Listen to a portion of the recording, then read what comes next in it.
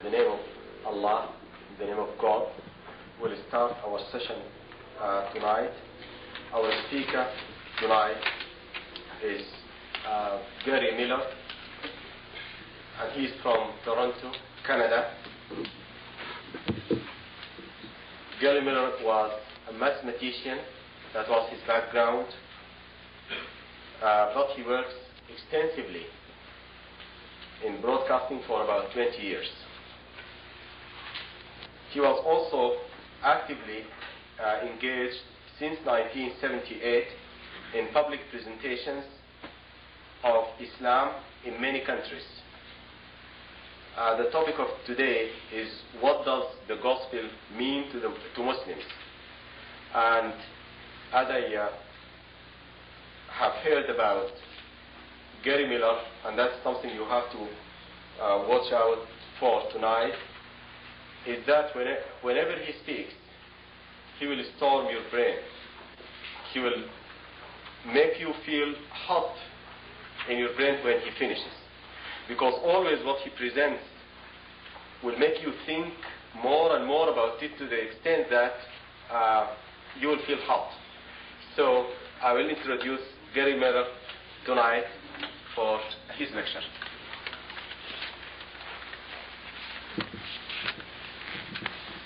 Bismillahirrahmanirrahim. Assalamu alaikum. Welcome.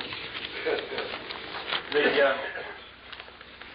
Muslim used to have probably a very different attitude about the gospel than he does today. I'm just speaking of the majority or large segments of the community. They used to feel much differently than large segments of the community feel today. And most of the blame for that, I suppose, could be placed on the one hand on the Muslim, and on the other hand on some of the Christian community and how it was that they tried to present the gospel. So I have to talk a little bit about that. I'm trying to clear the air both for the Muslim and the Christian and the interested bystander.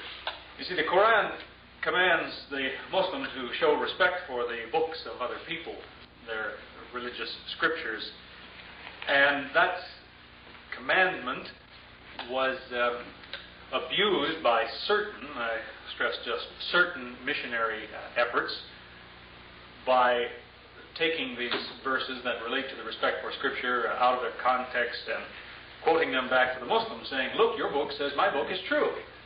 So read my book and then you'll be in trouble because you find out my book's different than your book. And I'm afraid that then the blame has to be shifted over to the Muslim, who very often never thought about that before, but thought that makes a lot of sense, and he was letting somebody else tell him what his own book said. So it was that before too long, when the missionary would on the one hand say, your book says you should listen carefully to my book, now let me read you my book, the Muslim tended to think, well, that must be that your book is full of lies. Even if the Quran says respect it, it must be that some people have put some lies in there, because I don't go along with that thing that you're reading. And he looked back into the Quran to try to find some verses to justify that position. Find some verses that say somehow the Christians changed their scriptures and put some lies in there. And that just made it worse, because now the missionary said, you're really bad off. Your book on the one hand says believe in our book, and on the other hand it says we changed our book. The problem being that the Quran doesn't say anything of the kind, and these arguments that were first brought forward about 200 years ago are reprinted every year by certain missionary groups. The arguments are old and tired and quite insufficient. What the Quran really criticizes is not anybody else's scriptures. It never mentions the Bible, but as a matter of fact, neither does the Bible. That's just a nickname for a collection of books. What it talks about are scriptures, and what it criticizes is the way that some, I stress some people, use their scriptures. It criticizes the handling of whatever people call scripture. It endorses the fact that the truth has been preserved by people, that they have in their scriptures the truth, but they mishandle it, and makes basically three accusations which probably you could go into any church and the pastor there will say, yes, those things are true of those people over there. The Quran says some of the Jews and Christians pass over much of what is in their scriptures. Some of them have changed the words. And this is the one that was misused by Muslims very often, giving the impression that once there was a true Bible and then somebody hid that one away and then they published a false one. The Quran doesn't say that. What it criticizes is people who have the proper words in front of them but don't deliver that up to people. They mistranslate it, or they misrepresent it, or they add to the meaning of it. They put a different slant on it. And the third accusation was that some people falsely attribute to God what is really written by men. Now, probably in any church there will be people who will say, yes, I know a church that does all of those three things. They pass over much of what's in their scripture, and they've changed things, they put the wrong slant on the words, and they have credited God with things that men said. So really, there's not a cause for a problem between the Christian and the Muslim on these charges. The Christian would, I would like to think, generally go along with those ideas. And again, I stress, it only accuses some people of doing that.